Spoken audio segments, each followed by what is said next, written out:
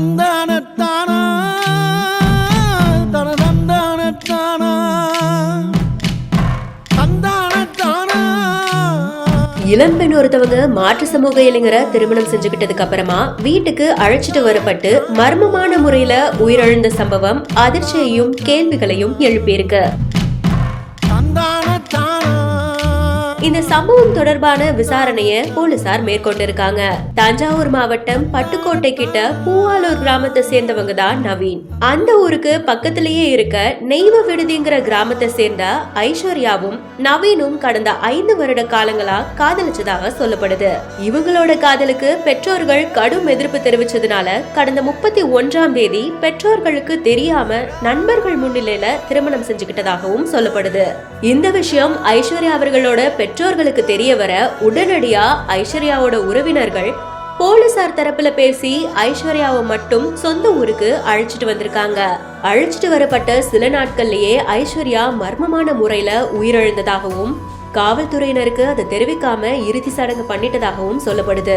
இந்த சம்பவம் பல கேள்விகளை எழுப்புறதுனால கிராம நிர்வாக அலுவலரோட புகார் அடிப்படையில காவல்துறையினர் இப்போ விசாரணை நடத்திட்டு இருக்காங்க.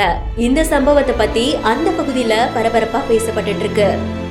நானும் ஐஸ்வர்யாவும் ஸ்கூல் படிக்கும்போது லவ் பண்ணி வந்துருந்தோம் 5 வருஷமா. ஐஸ்வர்யா திருப்பூரில் 2 வருஷமா வேலை பார்த்தாங்க. நானும் திருப்பூரில் தான் வேலை பார்த்தேன் ஒரு 3 வருஷமா. ஐஸ்வர்யா பணிக்கம்பட்டின்ற நிதின்னு கம்பெனியில் தறி ஓட்டிக்கிட்டு இருந்தாங்க. நாவரப்பாளையம் பென்சோன்ற கம்பெனியில் வேலை பார்த்துக்கிட்டு இருந்தேன். தீபாவளி முடிஞ்சு ஊருக்கு கூட்டு போனோம் சார். ஊருக்கு கூட்டு போயிட்டு அங்கே போய் ஒரு 3 நாள் விட்டுருந்தோம். கம்பெனியில் ஃபோனு இப்போ பணம் ATM எல்லாம் எடுத்துக்கிட்டாங்கன்னு சொல்லி எனக்கு கால் பண்ணிச்சு. நான் போயிட்டு கூப்பிட்டு வந்து என் கூட தான் வச்சிருந்தேன். ஒரு 2 மாசமா என் கூட தான் இருந்துச்சு. ஒரே ரூமில் தான் இருந்தோம். ஒன்றா தான் வேலைக்கு போய்கிட்டு இருந்தோம். அதுக்கப்புறம் ஒரு ரீசெண்டாக நியூயார்க்கு ஒரு வாரத்துக்கு முன்னாடி ஒன்றும் கால் பண்ணி நான் வந்து ஊருக்கு கூப்பிட்டு வரேன் அப்படின்னு சொன்னார். சரி அப்படின்ட்டு நான் அதோட விட்டுறேன் சார். அதுக்கப்புறம் ஞாயிற்றுக்கிழமை ஃபோன் பண்ணிச்சு கிளம்பி நான் மத்தியானம் போல் வந்து கூப்பிட்டு போகிறேன்னு சொன்னதுக்கப்புறம் அந்த பொண்ணு நானும் மேரேஜ் பண்ணுறது அவங்களுக்கு தெரியாது. அப்புறம் அந்த பொண்ணு சொன்னிச்சு வா எங்கேயாச்சும் போயிடலாம் அப்படின்னு சொல்லிட்டு சொன்னிச்சு. நான் வெயிட் பண்ணிட்டே இருந்தேன். அப்புறம் கம்பெனியில் போய் விசாரிச்சிருக்காங்க. அவள் அப்பா இல்லை மாமா அண்ணன் சொல்லிட்டு விசாரிச்சிருக்காங்க கம்பெனியில்.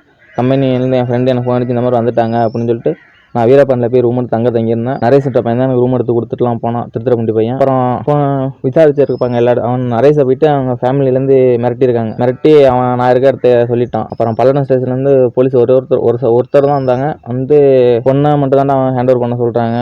2 பேரும் ஃபஸ்ட்டு ஹேண்ட் ஓவர் பண்ண சொன்னாங்க. அப்புறம் நான் விசாரிச்சதுக்கப்புறம் நான் பொண்ணை விட முடியாது சார், நானும் வருவேன் அப்படின்னு சொன்னதுக்கப்புறம் அவனை கொல்ல கூட தயங்க மாட்டாங்கடா, அப்படி இருக்காங்க, நீ வேணாம் நீ போயிடு, நான் பொண்ணை மட்டும் எங்கள்கிட்ட படிச்சிட்டேன், நீ ஊருக்கு போயிட்டு உங்கள் ஸ்டேஷனில் கம்ப்ளைண்ட் கொடுத்து பொண்ணை நீ என்னாலும் பண்ணிக்குவாங்க போயிட்டு அப்படின்னு சொன்னதுனால நான் பொண்ணை விட்டேன் சார். பொண்ணு போகவே முடியாதுச்சு. அறவே நானும் இங்கே அவர் சொன்னதுனால தான் நான் பொண்ணை விட்டேன். நானும் திருப்பி பொண்ணு கூப்பிட்டு போன 10 நிமிஷத்துல அவன் காரை ஃபாலோ பண்ணி பல்லடம் ஸ்டேஷனுக்கு போயிட்டு வெளிலன்னா அவங்க உள்ளே போனதுலேருந்து வெளில வந்ததுலேருந்து பார்த்துட்டு நான் போலீஸாரை பார்த்து அவங்கள்ட்ட போய் பேசி பொண்ணு ஊருக்கு கூப்பிட்டு போயிட்டாங்க அப்படின்னு சொல்லி அவர்கிட்ட கேட்டார். அவர் என்கிட்ட கேட்டார், நீ இங்கே இருக்கியா போறியாடான்னு கேட்டால் நான் ஊருக்கு போகிறேன் சார்ன்னு சொன்னதுக்கப்புறம் அவர் ஃபோன் நம்பர் எழுதி கொடுத்தா சார். நானும் அங்கேருந்து காரை ஃபாலோ பண்ணி தான் சார் வந்தேன். திருப்பூர்லேருந்து ஊருக்கு நான் சிங்கிளாக பைக்கில் காரை ஃபாலோ பண்ணி தான் சார் வந்தேன்.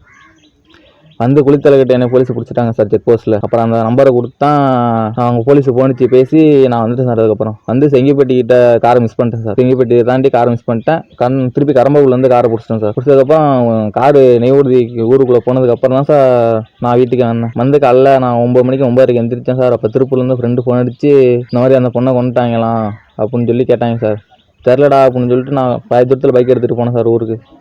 எங்கள் அப்பா ஃப்ரெண்டெல்லாம் வந்து கூட்டிகிட்டு வந்துட்டாங்க சார். திருப்பிங்க வந்ததுக்கப்புறம் எங்கள் வீட்டில் சண்டை போட்டு விசாரிச்சதுக்கப்புறம் தான் சொன்னாங்க உண்மையாக அந்த பொண்ணை கொண்டுட்டான்னு சொல்லி சொன்னாங்க. யார் கொண்டான்னு சொல்லல. யார் கொண்டான்னு சொல்லல.